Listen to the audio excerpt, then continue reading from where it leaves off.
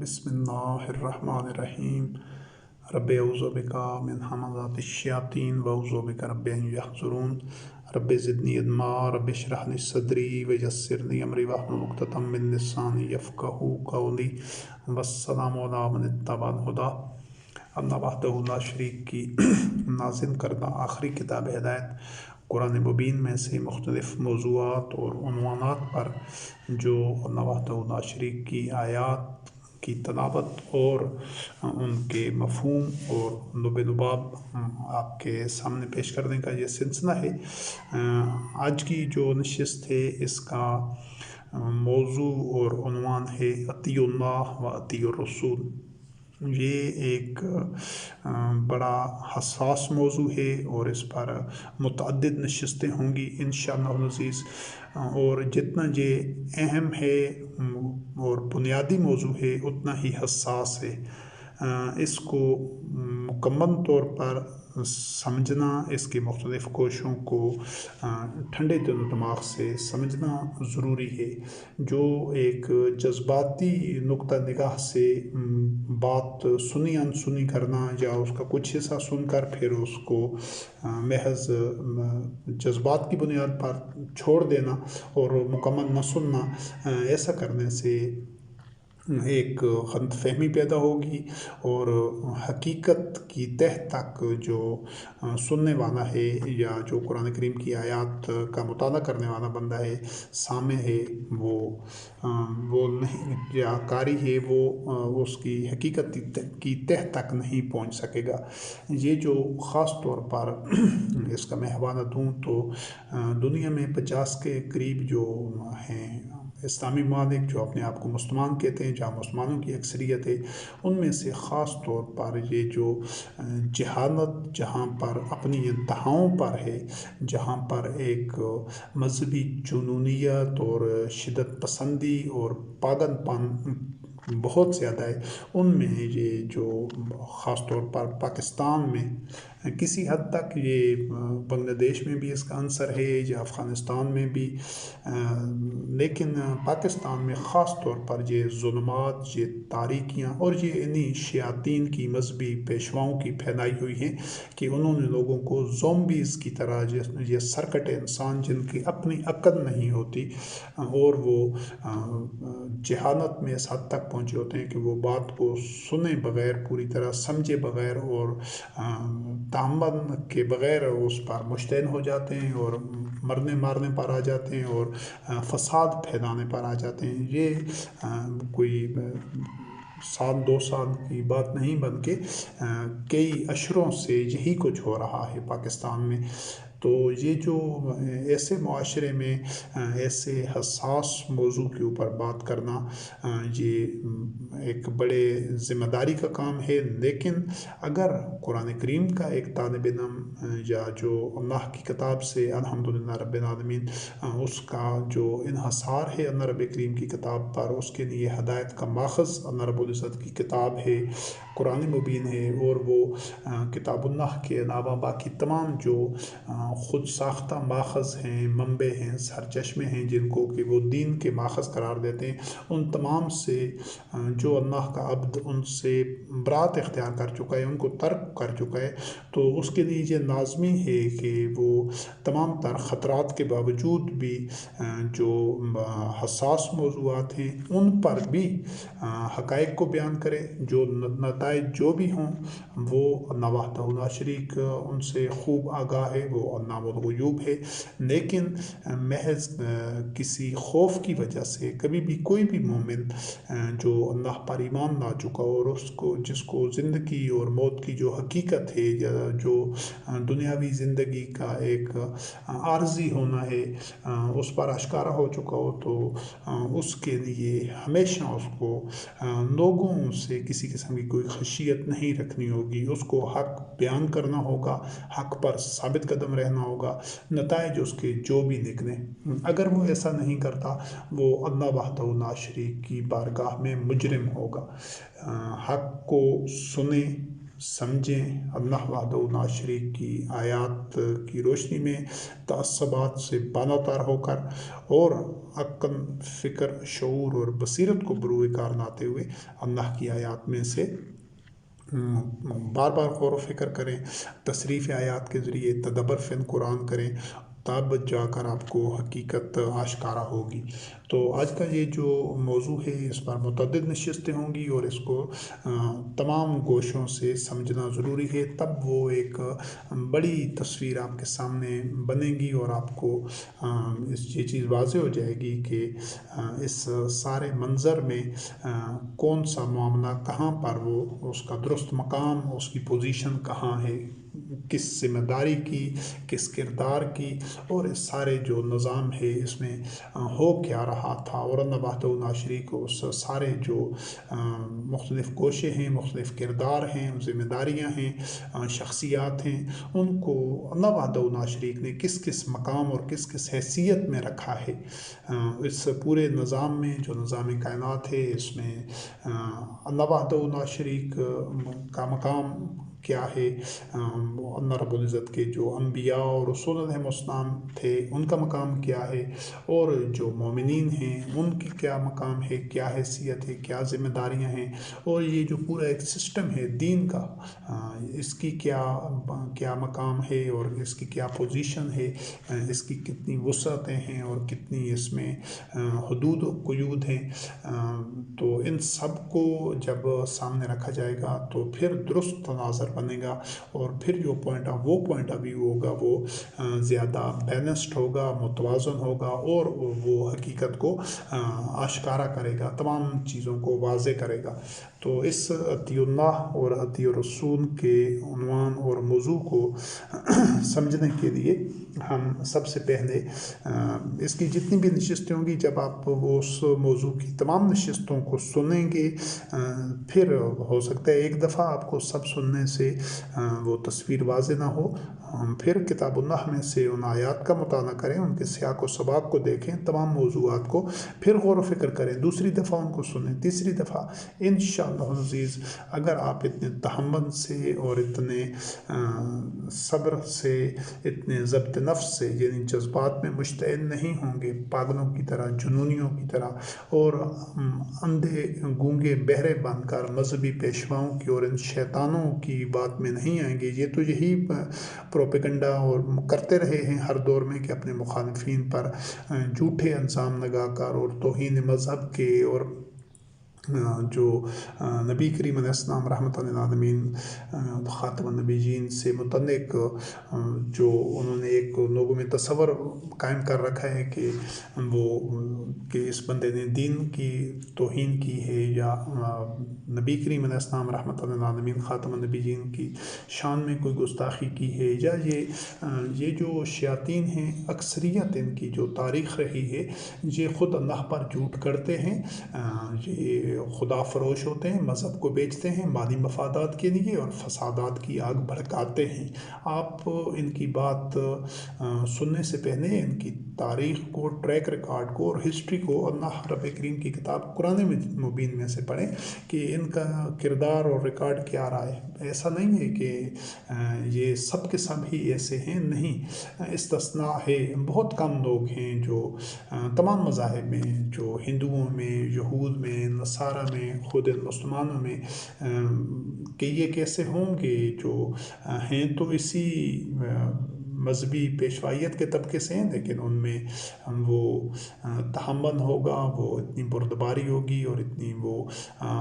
हकीकत की या हक़ की तलाश में हों, तो हक़ उनके सामने आए तो वो उसके सामने साथ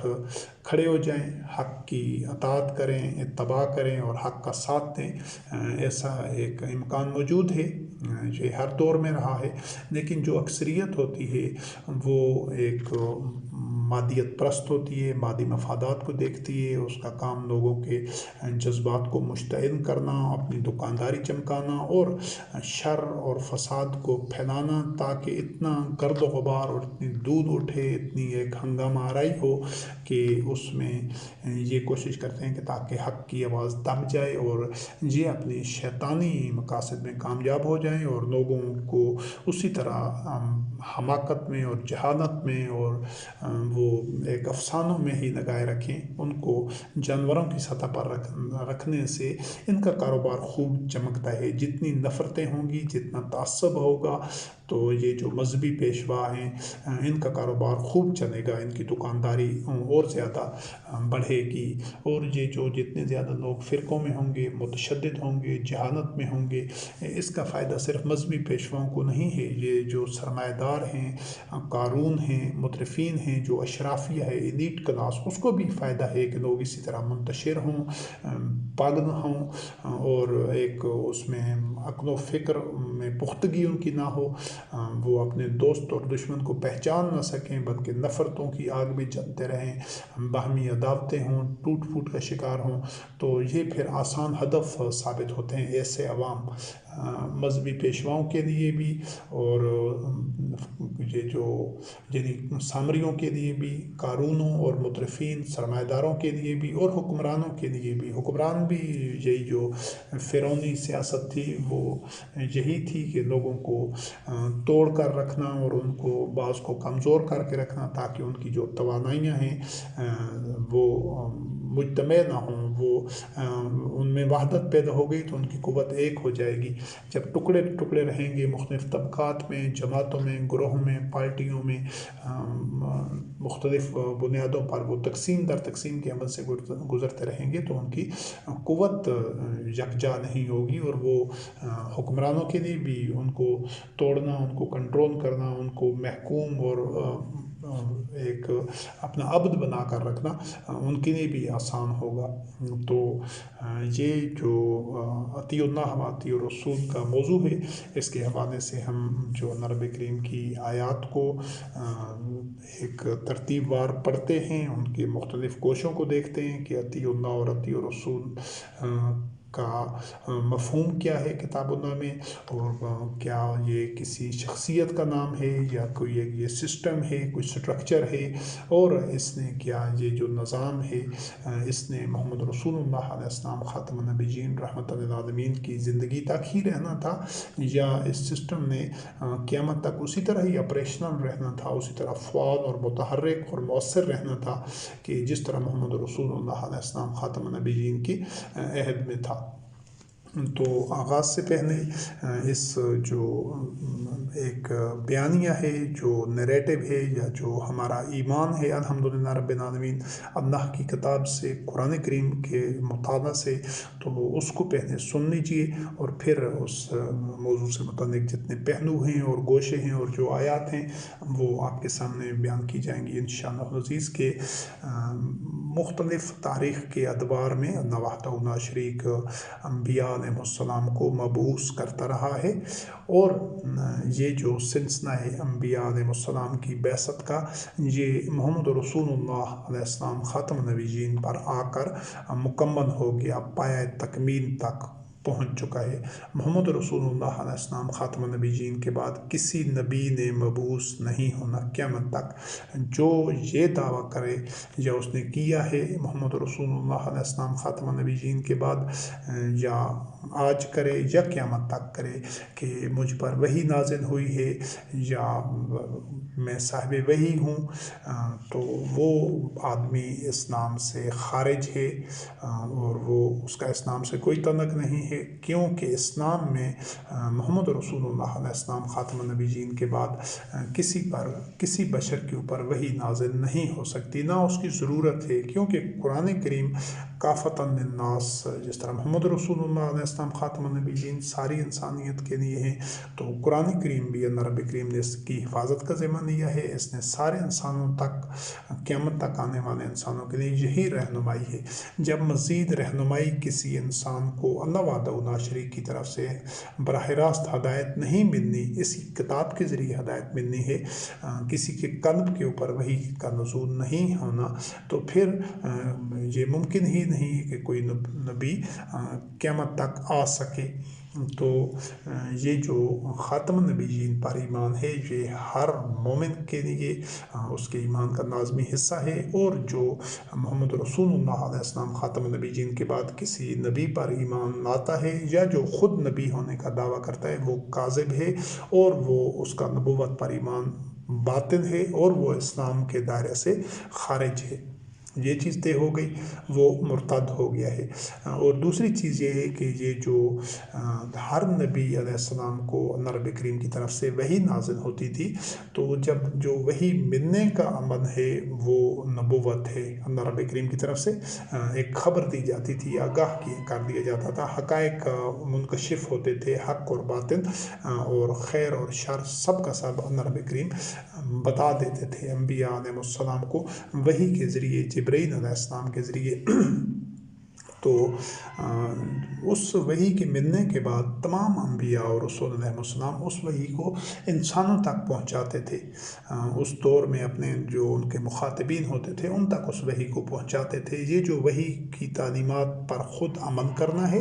وحی کا اتباع کرنا ہے، تمام انبیاء علیہ السلام وحی کا خود اتباع کرتے تھے اور لوگوں تک پہنچاتے تھے۔ اس حوالے سے ہر نبی علیہ السلام جو حامل وحی ہوتا تھا، صاحب وحی ہوتا تھا، وہ خود اس وحی کا اتباع بھی کر رہا ہوتا تھا، یعنی وہ خود اتباع کرنے والا بھی ہوتا تھا۔ اور اس کا ایک اور جو منصب تھا، ذمہ داری تھی، جو کردار تھا ہر نبی علیہ السلام کا، وہ یہ تھا کہ وہ اس وحی کو لوگوں تک بھی پہنچاتا تھا، چاہے اس کی مخالفت ہوتی تھی، چاہے اس میں مشکلات تھی، چاہے خطرات تھے، جو کچھ بھی تھے، یہ وحی کا ملنا، وحی کا اتباع کرنا اور وحی کو ساری نوع انسانی تک یا سارے معاشرے تک، مخاطبین تک پہنچانا، یہ تینوں چیزیں باہم لازم و ملزوم ہیں۔ ان میں سے کسی ایک کو بھی دوسرے سے الگ نہیں کیا جا سکتا۔ یہ نہیں ہو سکتا کہ کسی نبی علیہ السلام کو وحی ملی ہو اور اس نے اس کا اتباع نہ کیا ہو، اور یہ نہیں ہو سکتا کہ کسی بھی نبی علیہ السلام کو وحی ملی ہو اور اس نے اتباع کرنے کے ساتھ لوگوں تک پہنچایا نہ ہو۔ یہ جو تین کردار ہیں، تین رول ہیں، تین گوشے ہیں ہر نبی علیہ السلام کے، کہ وہ خود وحی صاحب وحی ہوتے تھے، اس وحی کا اتباع کرتے تھے اور اس کو سارے انسانوں تک پہنچاتے تھے۔ اب یہ جو محمد رسول اللہ علیہ السلام خاتم النبیین کے عہد میں جو قرآن کریم کو قیامت تک اللہ رب کریم نے نحن نزلنا الذکر وإنا لہ لحافظون محفوظ کیا ہے، اور ساری انسانی کے لیے قرآن کریم کو ہی باقی رکھا ہے قیامت تک، اس کی حفاظت کا ذمہ خود لیا ہے، تو نبوت کا سلسلہ پایہ تکمیل تک پہنچ چکا ہے، وہ باب بند ہو چکا ہے۔ لیکن یہ جو انبیاء علیہ السلام کے اسوہ حسنہ کا صرف محمد رسول اللہ علیہ السلام خاتم النبیین کے لیے نہیں، تمام انبیاء علیہ السلام کا جو اسوہ حسنہ ہے، جس کا کہ مومنین نے اتباع کرنا ہوتا تھا ہر دور میں اور اب قیامت تک بھی کرنا ہے، وہ انبیاء اور رسول علیہ السلام کا دوسرا گوشہ ہے کہ تمام انبیاء اور رسول علیہ السلام وحی کا اتباع کرتے تھے، تو مومنین نے بھی وحی کا اتباع کرنا ہے۔ وہ وحی کے علاوہ اللہ وحدہ لا شریک کی بارگاہ سے نازل شدہ کلام کے علاوہ کسی چیز کا اتباع نہیں کرتے تھے۔ اس دوسرے جو گوشہ ہے، پہلو ہے، اس کو تمام مومنین نے اس کو اپنانا ہے۔ اب اس گوشے کے اپنانے سے، وحی کا اتباع کرنے سے یقیناً کوئی بندہ نبی نہیں بن جاتا۔ نبوت وحی کے ملنے کا نام ہے اللہ وحدہ لا شریک کی طرف سے، تو وحی کا جو اتباع کرنا ہے، وہ تمام جو مومنین تھے، متبعین وحی تھے، تمام انبیاء علیہ السلام کے عہد میں، تو متبعین وحی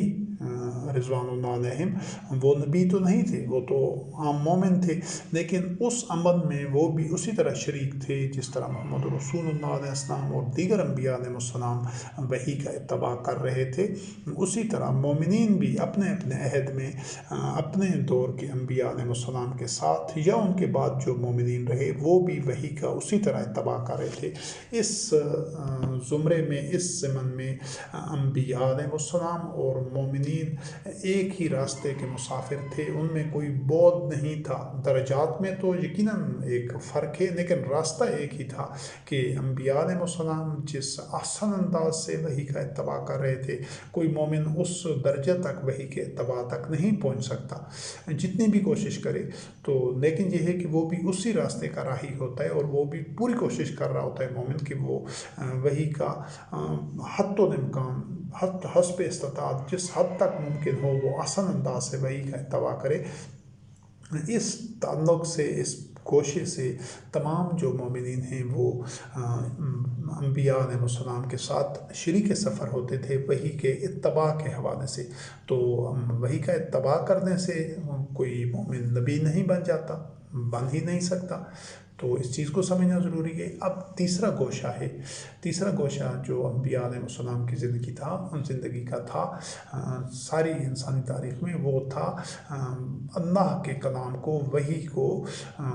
لوگوں تک پہنچانا، اسی کی قرأت کرنا، اسی کی تلاوت کرنا اور اسی کو ہی لوگوں تک پہنچانا۔ وہ اپنی طرف سے کوئی باتیں گھڑ کے یا لوگوں کی اور سنی سنائی باتیں یا جو مذہبی پیشواؤں کے گھڑے ہوئے قصے، کہانیاں، افسانے، جہالتیں اور خرافات،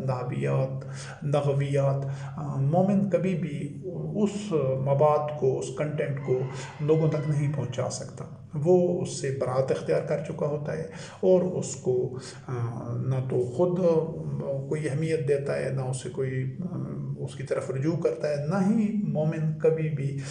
دوسرے لوگوں تک یا دوسرے مومنین تک یا دوسرے انسانوں تک ایسے مواد کو، ایسی کتابوں کو، ایسے ملفوظات کو اور ایسے کنٹینٹ کو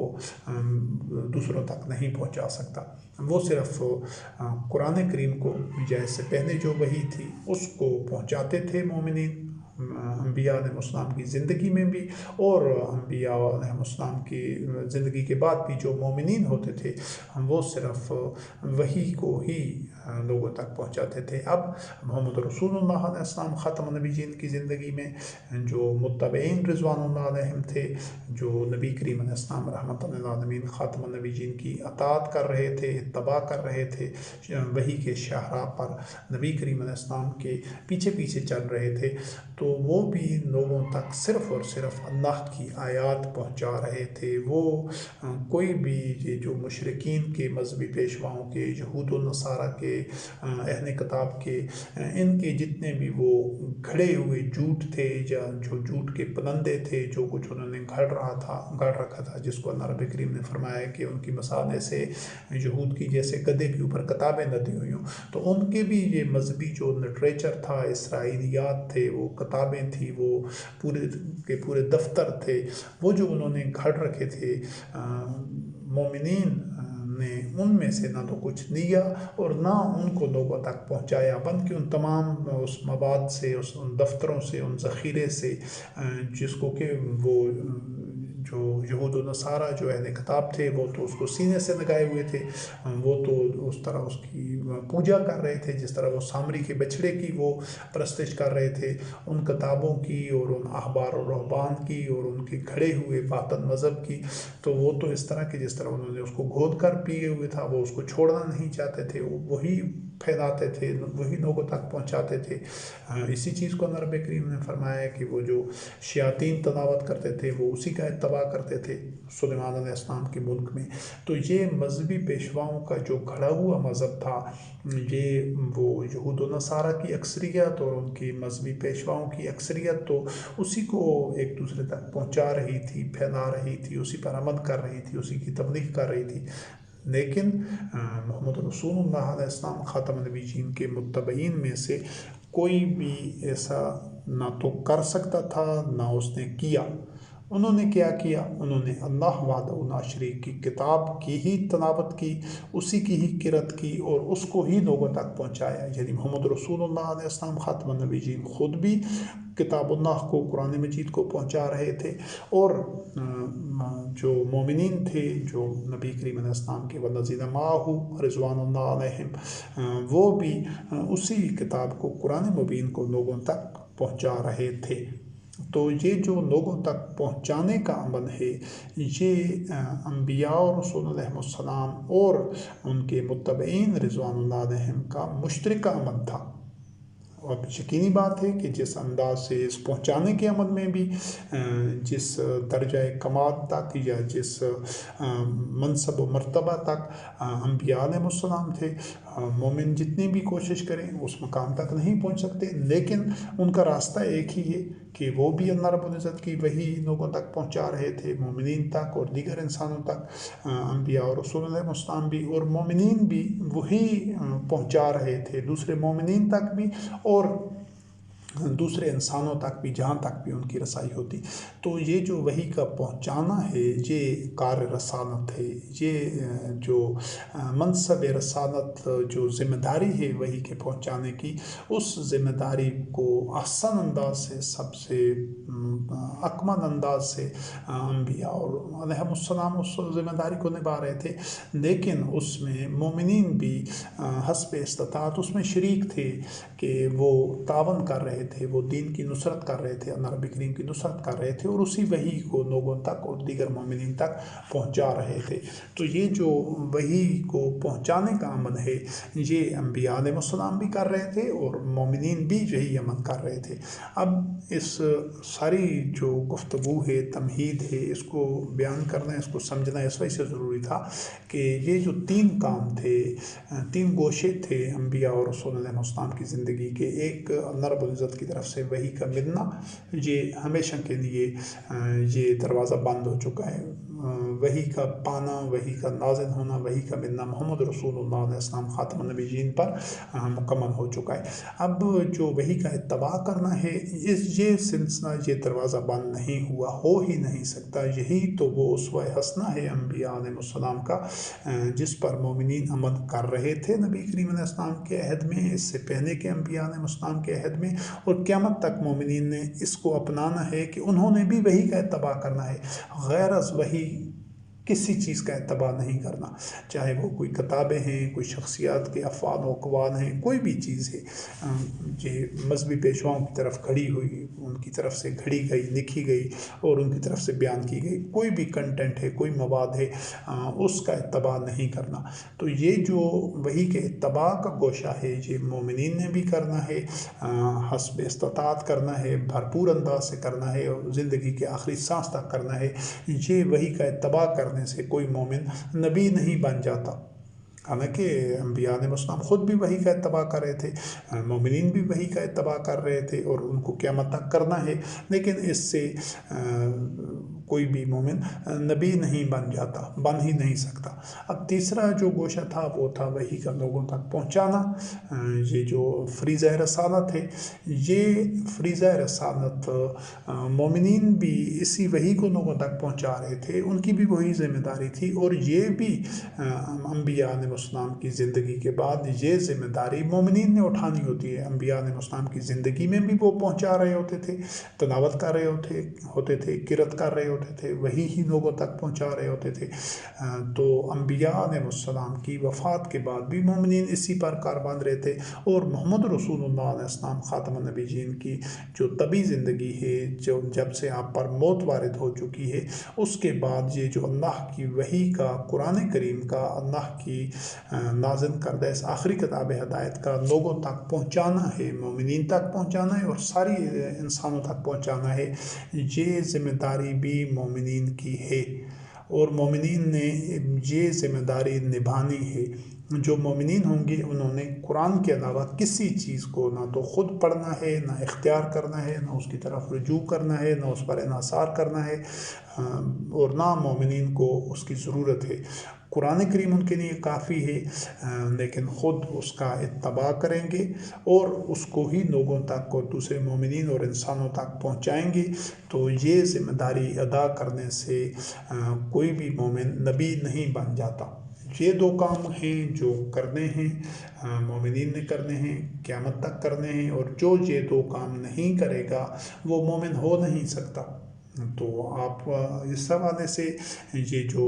فریضہ رسالت ہے، جس طرح انبیاء علیہ السلام اپنی زندگی میں وہ پورا کر رہے تھے، ادا کر رہے تھے، وہ ذمہ داری نبھا رہے تھے، اب چونکہ کسی نبی نے آنا نہیں تو یہ وارثون کتاب کی ذمہ داری ہے کہ وہ خود وحی کا اتباع کریں اور آسان انداز سے اتباع کریں، اور پھر اس وحی کو، قرآن کریم کو سارے لوگوں تک پہنچائیں۔ یہ ان کی ذمہ داری ہے جو اللہ کے پیغام کو پہنچانے کی۔ ان کو جو یہ وحی ملی ہے وہ محمد رسول اللہ علیہ السلام کے ذریعے ملی ہے، قرآن کریم کی صورت میں، جس طرح سارے انسانوں کو ملی ہے، سب کے پاس قرآن کریم اسی طرح موجود ہے۔ تو لیکن جو ایک عام انسان ہیں جو اس وحی کے ہونے کے باوجود یا وحی ان تک پہنچ چکی ہے قرآن کی صورت میں، قرآن کریم کی صورت میں، وہ اس پر عمل بھی نہیں کرتے۔ مثلا کوئی یہود ہیں، نصارہ ہیں، یا کوئی ہندو ہیں، انہوں نے قرآن کریم پڑھا ہے تو وحی تو ان تک پہنچ گئی قرآن کریم کی صورت میں، لیکن وہ اس کا اتباع نہیں کرتے۔ تو اس کا مطلب ہے وہ انبیاء علیہ السلام کی اسوہ حسنہ کی اس کوشش پر عمل پیرا نہیں ہیں جو وحی کے اتباع کرنے کا ہے۔ اور دوسری بات یہ ہے کہ وہ آگے اس وحی کو دوسروں تک پہنچاتے بھی نہیں ہیں۔ دوسروں تک جب وہ عمل ہی نہیں کر رہے تو وہ پیغام، چاہے وہ کوئی ہندو ہو، سکھ ہو، عیسائی ہو، یہودی ہو، اس نے قرآن کریم میں سے کچھ حصہ یا سارا جو اس کا مطالعہ کیا ہے اس پر عمل نہیں کیا اور نہ ہی دوسروں تک پہنچایا ہے، تو اس کے پاس وحی آ جانے کے بعد، اس تک پہنچ جانے کے بعد، نہ اس نے وحی کا اتباع کیا، نہ وہ لوگوں تک پہنچائی، تو اس نے محمد رسول اللہ علیہ السلام خاتم النبیین اور دیگر انبیاء اور رسول علیہ السلام کے اسوہ حسنہ کے ان دونوں گوشوں پر عمل نہیں کیا۔ وہ بن گئے، آپ کہہ سکتے ہیں کہ کافر۔ وہ انہوں نے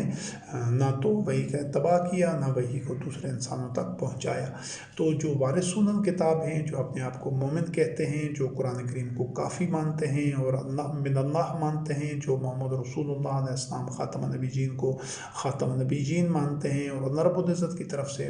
مبعوث کیا گیا آخری نبی مانتے ہیں، ان کے لیے لازم ہے کہ وہ محمد رسول اللہ علیہ السلام خاتم النبیین اور دیگر انبیاء علیہ السلام کے اسوہ حسنہ کہ ان دونوں گوشوں پر عمل کریں، کہ وہ وحی کا اتباع کریں قرآن کریم کا، اور اس کو نوع انسانی تک اور دیگر مومنین مسلمانوں تک پہنچائیں۔ یہ جو ان کا یہ ذمہ داری ہے قرآن کریم پہنچانے کی، یہ ایک فریضہ رسالت ادا کرنے کی، کار رسالت ادا کرنے کی، اس کو ادا اگر نہیں کرتے تو وہ مومن نہیں رہتے، اور اس کی ادا کرنے سے وہ نبی نہیں بن سکتے۔ محمد رسول اللہ علیہ السلام خاتم النبیین کے متعلق اللہ رب کریم نے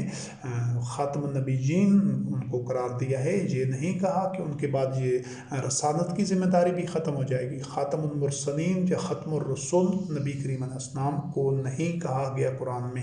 یہ بعد میں یہ انہی شیاطین کی گھڑی ہوئی اصطلاحیں ہیں۔ یہ بھی نہیں کہا گیا کہ یہ آخری بشر ہیں جو وحی کا اتباع کرنے والے ہیں، اس کے بعد کوئی وحی کا اتباع نہیں کرے گا، نہیں، اتباع کا سلسلہ قیامت تک رہنا ہے۔ اور انہوں نے یہ جو شیاطین ہیں، جو مذہب انہوں نے گھڑا ہے، انہوں نے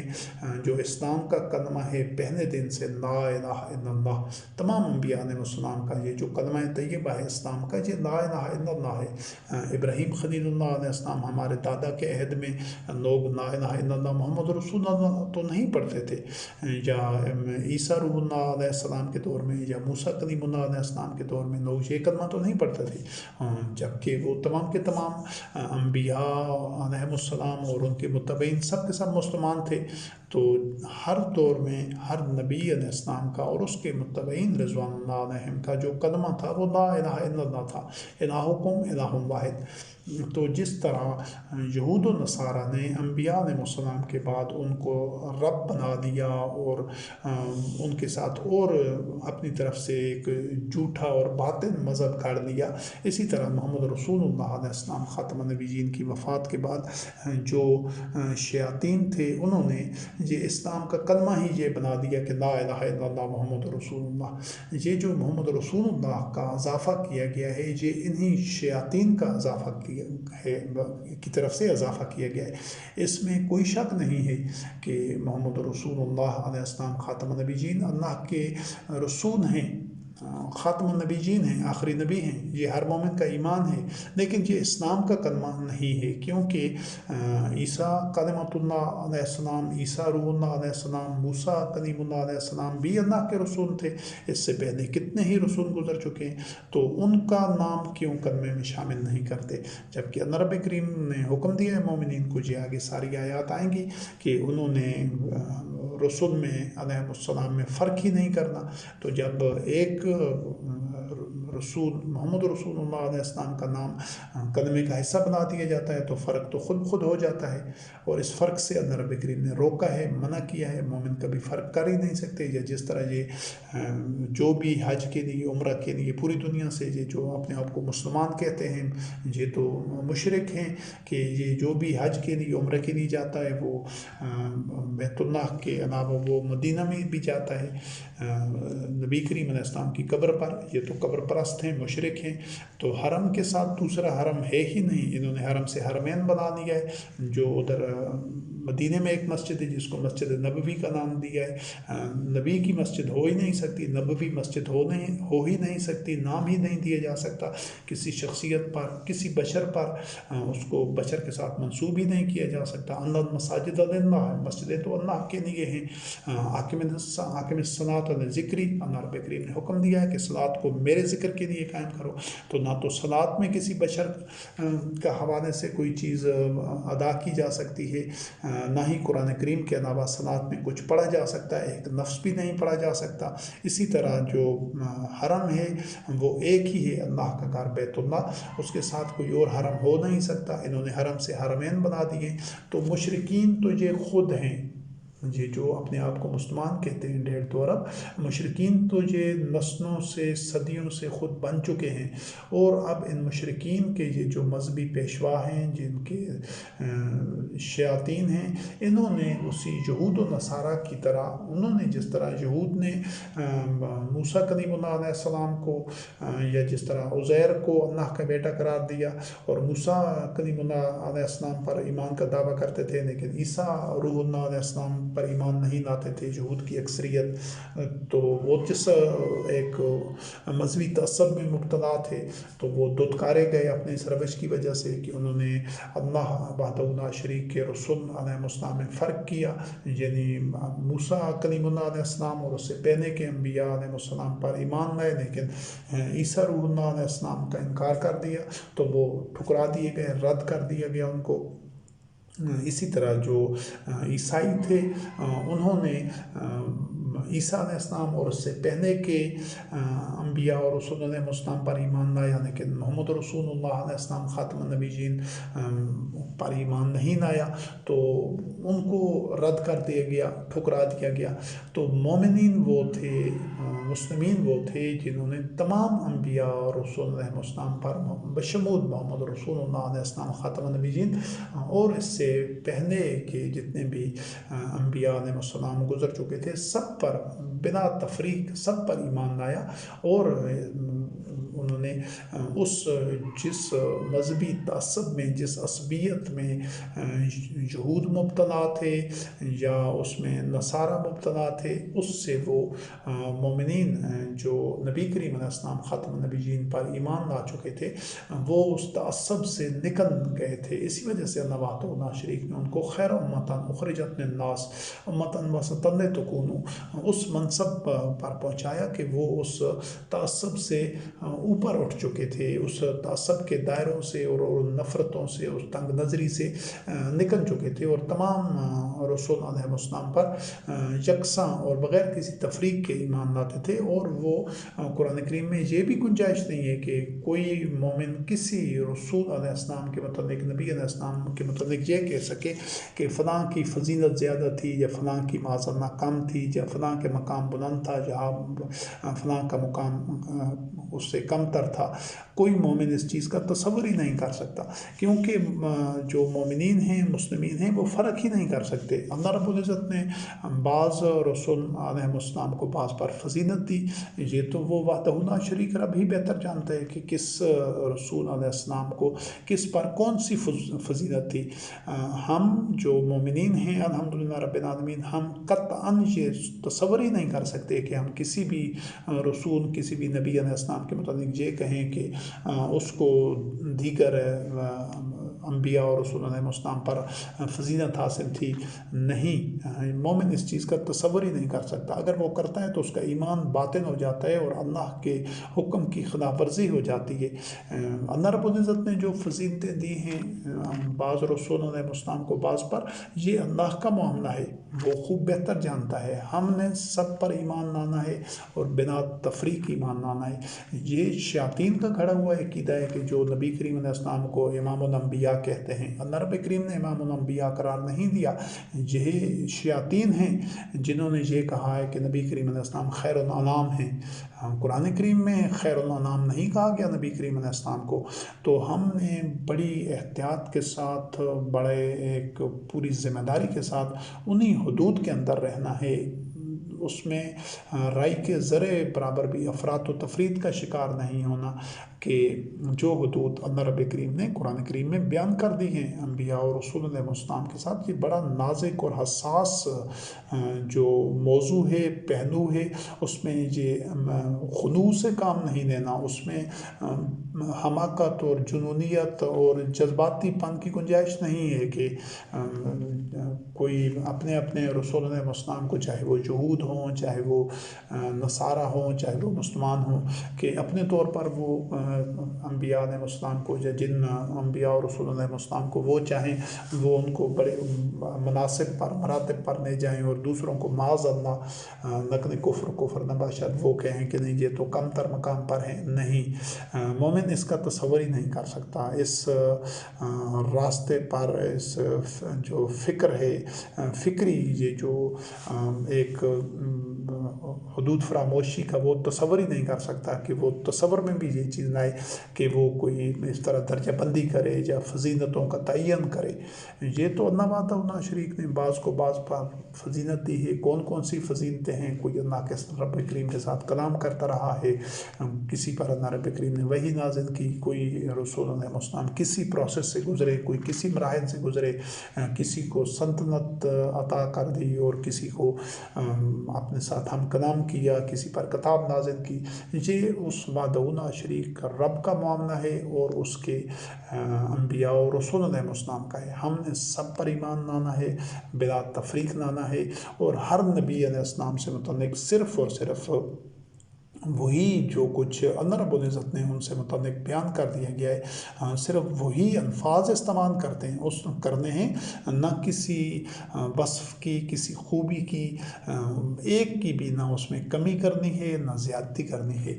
جو اللہ وحدہ لا شریک نے قرآن کریم میں ان کا حوالے سے جو انقاب، جو نسبتیں، جو وصف بیان کیے ہیں، ان سب کو ہی ہم نے بیان کرنا ہے، اور انہی پر ہمارا ایمان ہے۔ نہ ہم کسی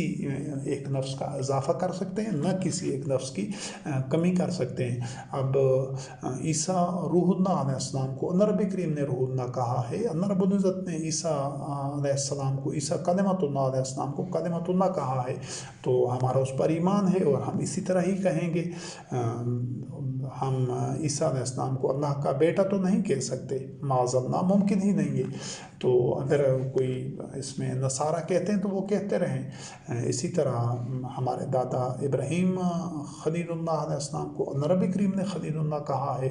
موسیٰ کلیم اللہ علیہ السلام کو اللہ رب کریم نے کلیم اللہ کہا ہے۔ تو جس بھی نبی اور رسول علیہ السلام کو اللہ رب کریم نے جو مناسب جو منصب دیا ہے، جو مقام مرتبہ، جو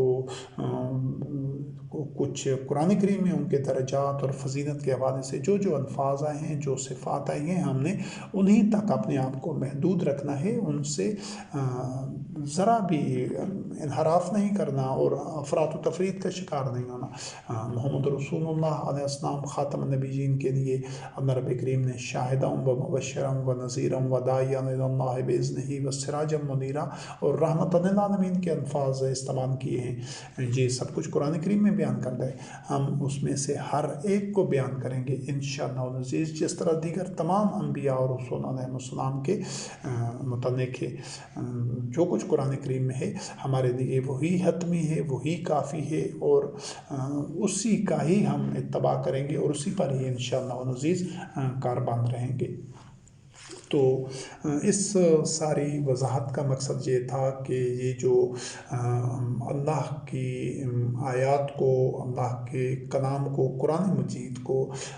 ساری انسانیت تک اور مومنین تک پہنچانے کا یہ جو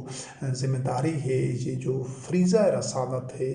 رسالت پہنچانے کو کہتے ہیں، یہ جو پہنچانا ہے یہ سب مومنین نے کرنا ہے، اور جو نہیں کرتا وہ مومن نہیں ہے۔ لیکن یہ قرآن کریم لوگوں تک پہنچانے سے کوئی بھی مومن نبی نہیں بن جاتا، اور نہ اس سے دین اللہ کی توہین ہوتی ہے، اور نہ انبیاء علیہ السلام کی توہین ہوتی ہے۔ یہ مومنین کی ذمہ داری ہے، ان پر لازم ہے، جس طرح وحی کا اتباع کرنا ان پر لازم تھا، اسی طرح وحی کا لوگوں تک پہنچانا یعنی فریضہ رسالت ادا کرنا مومنین کے لیے لازم ہے۔ جو یہ دو کام نہیں کرتا وہ مومن ہو نہیں سکتا۔ تو اس جو یہ ساری وضاحت ہے اور یہ جو ایک بنیادی چیزیں سمجھنا ضروری ہیں قرآن کریم سے متعلق، اس کے بعد ہم ابھی براہ راست اپنے موضوع پر آتے ہیں، اور اس میں پہلی جو چیز ہے کہ جو حکم ہے پوری کائنات میں، تخلیق کائنات سے لے کر قیامت تک، ازل سے لے کر ابد تک، اول سے لے کر آخر تک، وہ جو حکم ہے، حق حکومت ہے، وہ اللہ وحدہ لا شریک کا ہے۔ حکم جاری کرنے والا اللہ وحدہ لا شریک ہے۔ اس چیز کو آپ کے قلوب و اذہان میں واضح ہونا چاہیے۔ اس کو ہم سب سے پہلے دیکھتے ہیں سورۃ المائدہ کی آیت نمبر 1 ہے، ان اللہ یحکم ما یرید، کہ اللہ وحدہ لا شریک جو اس کا ارادہ ہوتا ہے، جو اس کی مشیت ہوتا ہے، جو اذن ہوتا ہے، وہ حکم دیتا ہے، اسی کا حکم ہی پوری کائنات میں کار فرما ہے۔ اس نے اپنے حکم سے تمام مخلوقات کو، تمام موجودات کو، سیاروں کو، ستاروں کو، ہواؤں کو، سمندروں کو، جو اس نے امر کر دیا ہے، جو حکم کر دیا ہے، کسی میں مجال سرتابی نہیں ہے کہ وہ اس کا حکم تسلیم نہ کریں۔ جس چیز کو اس نے جن مراحل سے گزرنے کا، اس میں جو اس نے خاصیتیں رکھتی ہیں، انہی مراحل سے تمام موجودات اور تمام مخلوقات نے گزرنا ہے۔ یہ حکم اس کا طے شدہ ہے اور کوئی اس میں رد و بدل نہیں کر سکتا۔ سورۃ یونس کی آیت نمبر 64 ہے، لا تبدیل لکلمات اللہ، یہ اللہ کے کلمات ہیں، یہ تبدیل نہیں ہو سکتے۔ وہ اللہ وحدہ لا شریک خود بھی تبدیل نہیں کرتا، وہ معاذ اللہ ایسا وحدہ لا شریک رب ہے۔ وہ متنون مزاج نہیں ہے، وہ قانون شکن نہیں ہے، وہ خود حدود شکن نہیں ہے کہ جس کا کوئی کسی آمر یا ڈکٹیٹر بادشاہ کی طرح وہ معاذ اللہ نہیں ہے کہ کسی لمحے اس کا کیا موڈ مزاج ہو، اگلے لمحے وہ اس میں کیا کیفیت ہو، جو ایک حکم دیا ہے پھر اگلے لمحے اس حکم کو منسوخ کر دے، اس کے خلاف کوئی اور حکم دے دے۔ اللہ وحدہ لا شریک ان خامیوں سے، ان عیوب سے منزہ ہے، ماورا ہے، وہ ان سے بلند تر ہے، وہ ان چیزوں کا مرتکب نہیں ہو سکتا کہ وہ اپنے بنائے ہوئے کلمات کو، اپنے اذن کو، اپنی مشیت کو خود ان کو توڑ دے جب چاہے، اور جب چاہے اس کو بحال کر دے، اپنے حکم کے خود خلاف ورزی کر دے اور خود وہ حکم جاری کر دے. ایسا نہیں ہو سکتا. وہ رب وحدہ لا شریک احکم حاکمین ہے. سبحان ربک رب العزت عما یصفون. وہ ان تمام خامیوں، کوتاہیوں، نقصوں، غلطیوں اور حدود فراموشیوں سے منزہ ہے، ماورا ہے، بالا تر ہے. تو وہ اپنے کلمات کی، اپنے قانون کی، اپنے حکم کی خود بھی خلاف ورزی نہیں کرتا. سورت فاطر آیت نمبر 43 سے فلن تجد لسنت اللہ تبدیلا ولن تجد لسنت اللہ تحویلا، کہ تم نہ تو اللہ کی سنت میں کوئی تبدیلی پاؤ گے اور نہ ہی اللہ کی سنت میں کوئی رد و بدل پاؤ گے. اس میں وہ جو اللہ کے کلمات جس طرح غیر متبدل ہیں، اسی طرح اللہ رب کریم کی سنت بھی، یعنی جو بھی معاملات اللہ وحدہ لا شریک ساری انسانی تاریخ میں انسانوں کے ساتھ جس اصول پر، جس معیار پر کرتا آیا ہے، جس انداز سے، وہ تبدیل نہیں ہوتا. یعنی قوموں کا جو عروج و زوال ہے، چاہے افراد کا ہے، معاشروں کا ہے، قوموں کا ہے،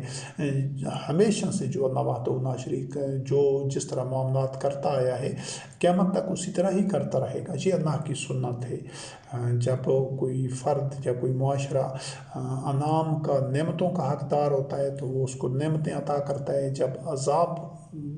کا وہ خود اپنے آپ کو اس درجے تک گرا دیتا ہے کہ اس پر اللہ کا عذاب ہو، اللہ کی لعنت ہو، تو پھر وہ اس کو عذاب اور لعنت میں مبتلا کر دیتا ہے. نہ تو کسی کو بنا وجہ وہ اپنی نعمتیں اور اپنی رضا اور خیر و برکت دیتا ہے، اور نہ ہی بنا وجہ کسی کو عذاب میں، لعنت میں اور ذلت میں مبتلا کرتا ہے. اس نے ہر چیز کے لیے پیمانے مقرر کر رکھے ہیں، اس کے ایک کرائٹیرین ہے، ایک معیار ہے، اس کی حدود ہیں. جو بھی فرد ہو، معاشرہ ہو، کوئی قوم ہو، جو بھی ان پیمانوں تک پہنچ جاتا ہے، چاہے وہ رفتوں کے ہوں، چاہے وہ ذلتوں اور پستیوں اور اسفل السافلین کے ہوں، تو جو ان تک پہنچ جاتا ہے اس کو وہ نتیجہ مل جاتا ہے.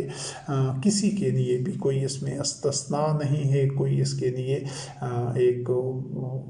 ان جو قوانین ہیں ان سے بالا تر نہیں ہے. سب انہی قانون کی زنجیروں میں جکڑے ہوئے ہیں. جمادات ہو، نباتات ہو، انسان ہو، یہ اللہ رب کریم کی یہ سنت رہی ہے. ہاں، انسانوں کے معاملے میں یہ ضرور ہے کہ دیگر جو مخلوقات ہیں، موجودات ہیں، ان میں یہ جو سرکشی کی، حکم دونی کی، انکار کی یہ صلاحیت ہی نہیں ہے. وہ سب سجدہ ریز ہیں رب وحدہ لا شریک کے آگے. لیکن انسان کو اللہ رب کریم نے یہ سوابدیدی اختیار دیا ہے، اس کو آزادی دی ہے کہ وہ چاہے شکر کرے، چاہے کفر کرے، چاہے اللہ رب کریم کی اطاعت کرے، چاہے معصیت کرے. تو یہ انسان کو اختیار ہے. انسان راستے کا انتخاب کر سکتا ہے، لیکن اس راستے کی جو منزل ہے وہ تبدیل نہیں کر سکتا. یعنی شکر کرے گا، شکر کرے یا نہ کرے، یہ انسان کو اختیار ہے. لیکن جو شکر کا نتیجہ ہے اس کو وہ تبدیل نہیں کر سکتا. کفر کرے یا نہ کرے، یہ انسان کو اختیار ہے. لیکن کفر کرنے کا جو نتیجہ ہے، جو اس کی منزل ہے، اس کو انسان تبدیل نہیں کر سکتا. یہ اللہ کا امر ہے، اللہ کے کلمات ہیں، اللہ کا اذن ہے، اللہ کی مشیت ہے اور اللہ رب کریم کی سنت ہے کہ جو جس راستے پر چلے گا، اللہ رب کریم اس پر اسی کے حساب سے اس کے ساتھ معاملہ کرے گا. چاہے فرد ہو، قوم ہو، معاشرے ہوں یا ساری انسانیت ہو، یہ اللہ رب کریم کی سنت ہے اور یہ بھی غیر متبدل ہے. پھر سورت یوسف کی آیت نمبر 40 سے اللہ وحدہ لا شریک نے فرمایا الحکم الا للہ امر اللہ تعبدوا الا ایاہ ذالک الدین القیم ولکن اکثر الناس لا یعلمون. حکم ہے ہی صرف اللہ کا، یعنی جو بھی کائنات میں تمام کے تمام جو امور ہیں، معاملات ہیں، جس طرح یہ کارخانہ قدرت چل رہا ہے، یہ ایک سب ایٹامک پارٹیکل سے لے کر ایک جو یہ انسانوں کا یا نباتات کا، حیوانات کا جو ایک خلیہ ہے، اس خلیے کے جو مزید جو اس کے اندر آرگنیلے ہیں، ان سے لے کر یہ کلسٹر، سپر کلسٹر، گلیکسیز، یہ سب تک جو جن قوانین کی زنجیروں میں وہ جکڑے ہوئے ہیں، جو وہ قانون اور حکم صادر کر چکا ہے وہ وحدہ لا شریک رب کے، انہوں نے کس طرح فنکشن کرنا ہے، کب کس طرح انہوں نے چلنا ہے، اور کس مرحلے سے گزر کر کس طرح وہ چیزیں نابود ہو جاتی ہیں، کس طرح وہ فنا کی وادی میں چلی جاتی ہیں، یہ سارے جو فیصلے ہیں وہ وحدہ لا شریک کر چکا ہے، طے کر چکا ہے۔ یہی اس کا حکم ہے۔ جس چیز کو اس نے جیسا بنایا ہے، جیسا تخلیق کیا ہے، وہ کسی سے مشورہ لینے کا پابند نہیں ہے، نہ اس کو اس کی ضرورت ہے۔ وہ احسن الخالقین ہے، وہ مبدی اور معید ہے۔ اس نے کائنات کی ان چیزوں کی ابتدا کی ہے، تخلیق کائنات کی، اول آخر ظاہر باطن سب کو جس طرح اپنے حکم کے مطابق اس نے بنا دیا، جو خواص اس میں رکھ دیے، جو اس کے لیے حدود و قیود مقرر کر دی، جو پیمانے وضع کر دیے، یہ اس کا حکم ہے جو اس نے خارجی کائنات میں بھی جاری کر دیا ہے اور انسانی زندگی میں بھی، جس طرح رب کریم نے فرمایا الحکم الا للہ، اس نے حکم دے دیا ہے کہ امرا اللہ تعبدوا الا ایہ، کہ عبد اسی کے بندے ہیں، اسی کو معبود، اسی وحدہ لا شریک رب کو معبود بنانا ہے، تو یہی فلاح کا راستہ ہے۔ اب اس نے طے کر دیا، یہ اس کا حکم صادر ہو چکا ہے۔ اب ایسا نہیں ہو سکتا کہ کوئی بندہ اس کو معبود نہ مانے، وہ کسی اور کو، کسی مخلوق کو، کسی بشر کو یا کسی اور یہ مظاہر فطرت میں سے کسی کو اپنا معبود بنانے، اور پھر وہ فوز و فلاح سے بھی ہمکنار ہو، اور پھر اس کو اللہ رب کریم کی نعمتیں، انعامات اور برکات اور فتح و نصرت بھی حاصل ہو۔ یہ نہیں ہو سکتا۔ یہ اس کا حکم ایسا ہے کہ جو اسی کو اپنا معبود مانے گا، اسی پر اس کی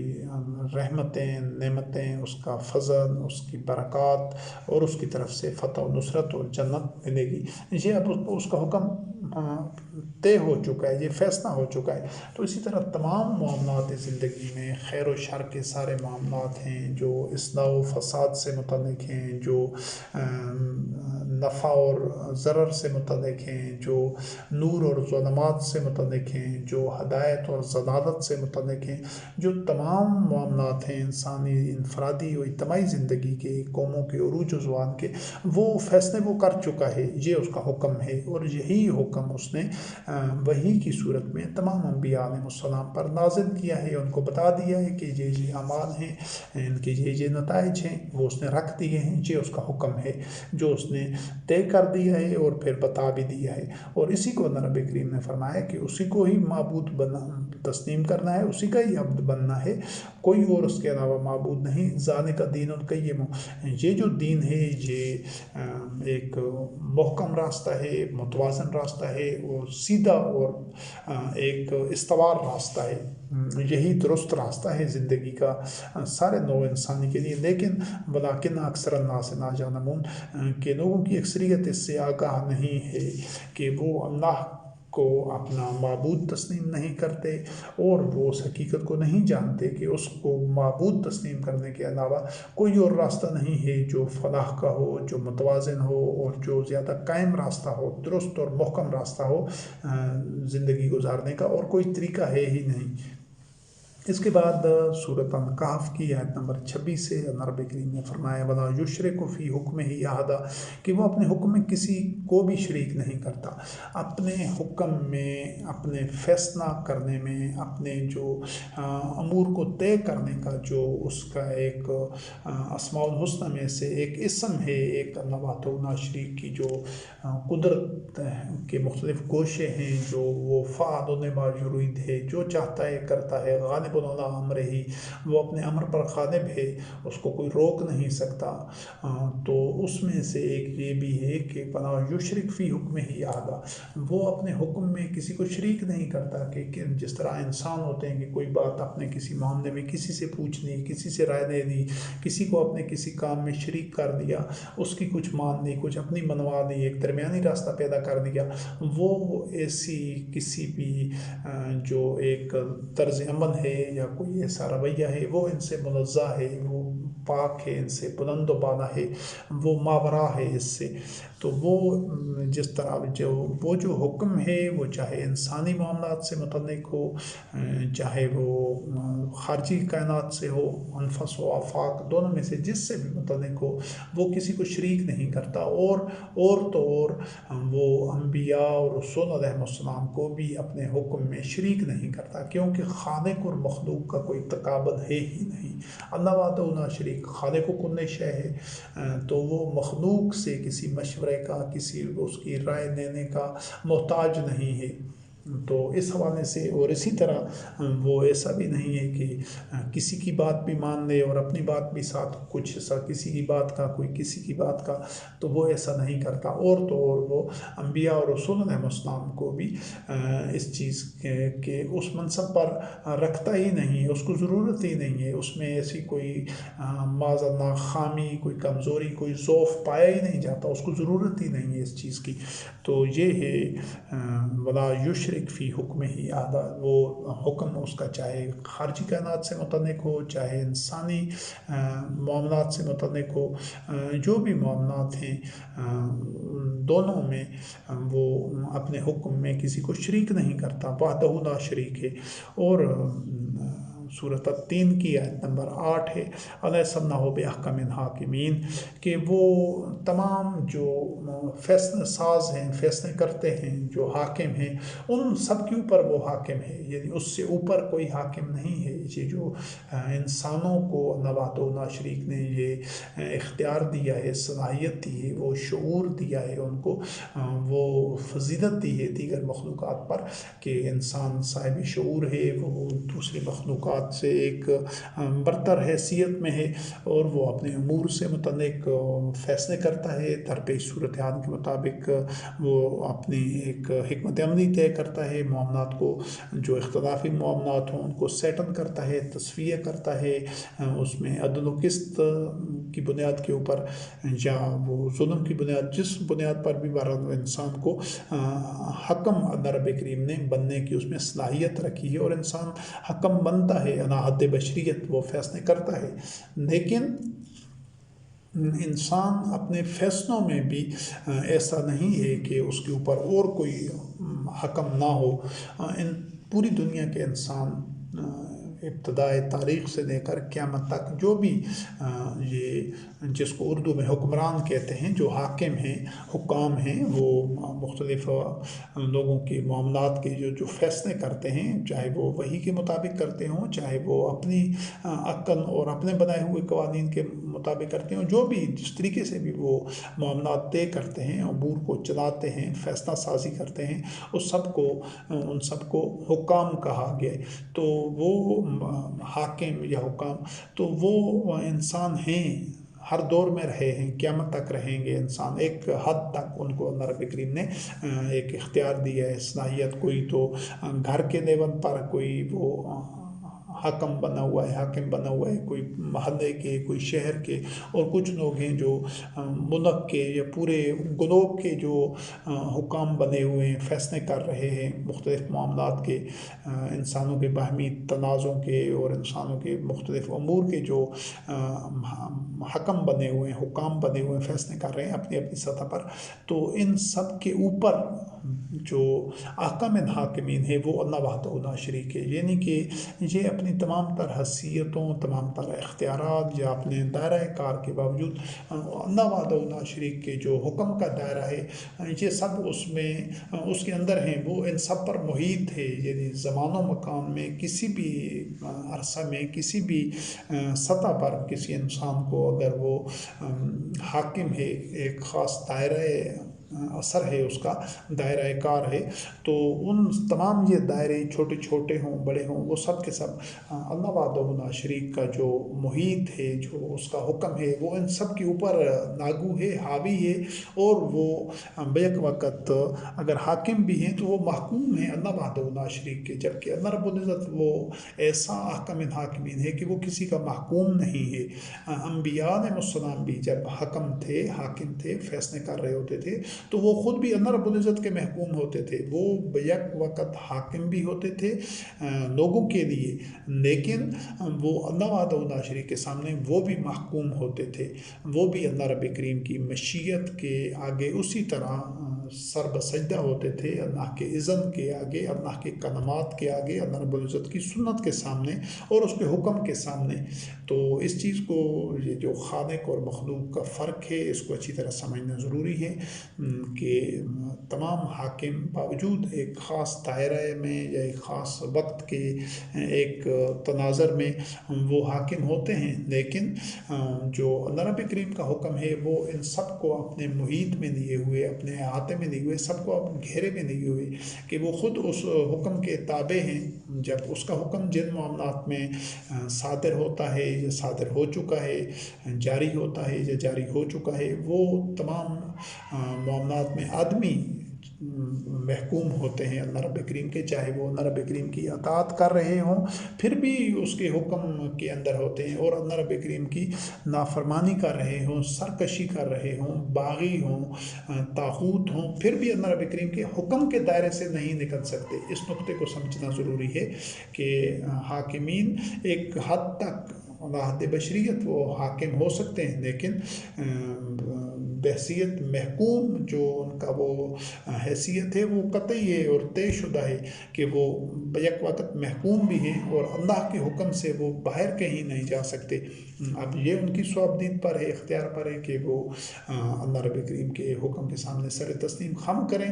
یا اس سے وہ سرکشی کریں، اعراض برتیں، لیکن جو نتائج کے حوالے سے جب اللہ رب کریم کا حکم جاری ہوتا ہے تو ان نتائج سے وہ فرار حاصل نہیں کر سکتے جو ان کے لیے حکم طے ہو چکا ہے، کہ مثلا حاکم نے بھی ایک دن اس کو بھی مرنا ہے، موت آنی ہے، یہ اللہ کا حکم ہے، تو اب وہ جتنا بھی حاکم ہو یہ نہیں کر سکتا کہ اس پر موت وارد نہ ہو، یا اس میں جو اسمحلال ہوتا ہے اس کے وجود میں، اس کی توانائی اور صلاحیتوں میں، یہ سب انسانوں کے لیے، تو تمام جو انسان ہیں چاہے وہ انبیاء اور رسول علیہ السلام تھے،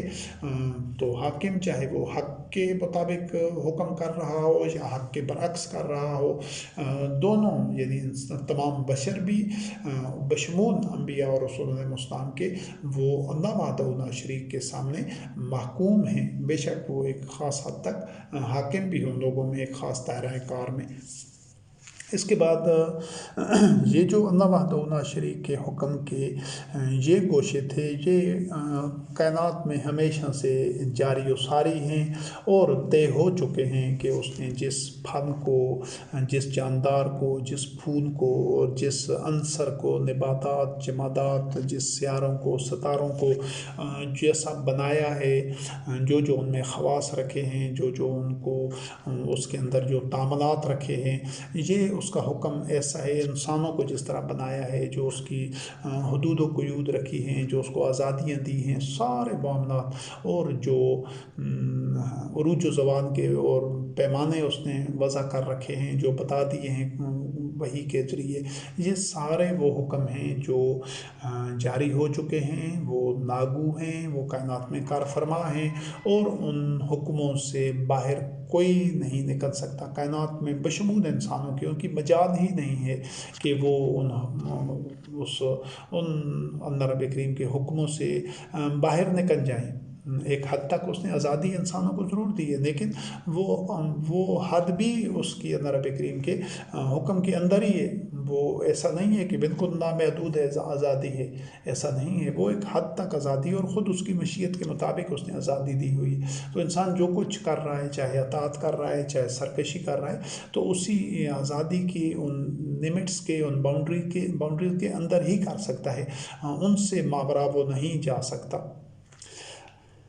یہ اللہ رب کریم کے حکم کے وہ گوشے ہیں جو کائنات میں ہمیشہ سے جاری و ساری ہیں، ہمیشہ جاری و ساری رہیں گے، اور انہی کے مطابق ہی، اس کے حکم کے مطابق ہی یہ ساری کائنات چل رہی ہے۔ یہ اللہ رب کریم کے حکم کو سمجھنا اطیع اللہ و اطیع الرسول کے ضمن میں اس لیے ضروری ہے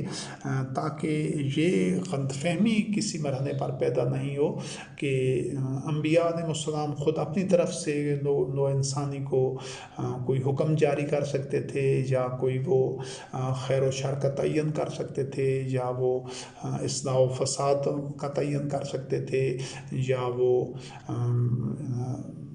جو منفعت یا ضرر کا یا نور اور ظلمات کا وہ کوئی از خود اپنی طرف سے تعین کر سکتے تھے۔ اس غلط فہمی سے بچنے کے لیے یہ اللہ رب کریم کے حکم کو پہلے سمجھنا، اور مختلف جو پیرائے میں جس طرح اللہ رب کریم کا حکم جاری و ساری ہے، مختلف اس کے گوشوں کو سمجھنا ضروری ہے۔ یہ ایک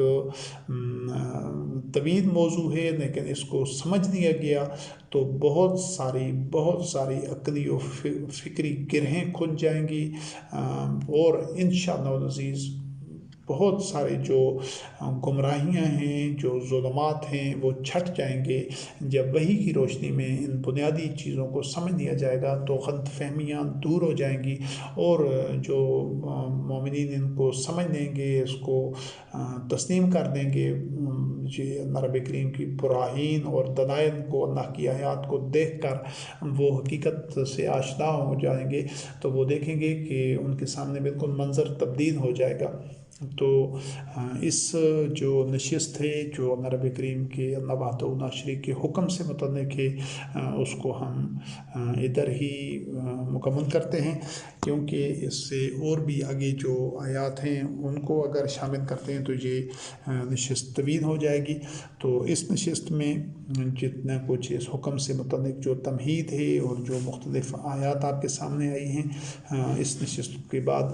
اسی حکم سے متعلق اور بھی جو گوشے ہیں اس سے متعلق آیات آئیں گی، اور پھر ہم اس موضوع کے ساتھ آگے بڑھتے جائیں گے، وحی سے متعلق، قرآن عظیم سے متعلق، اللہ اور رسول اور امام اور امر سے متعلق، اور حاکم اور حکام سے جب ہم آگے بڑھ جائیں گے ان موضوعات کو لے کر، پھر ہم جو انبیاء اور رسول علیہ السلام کا مقام ہے اور جو اللہ اور رسول کی اطاعت ہے اس کو درست انداز میں سمجھ سکیں گے۔ تو اس نشست کو ادھر ہی مکمل کرتے ہیں، اور انشاءاللہ اگلی نشست میں اس کو ادھر ہی سے شروع کریں گے۔ جو اور بھی پہلو ہیں، لیکن اس کی تمہیدی جو حوالے ہیں وہ ان کو سمجھنا ضروری ہے، پھر ہم اس موضوع پر براہ راست جائیں گے۔ تو والسلام علی من اتبع الہدی۔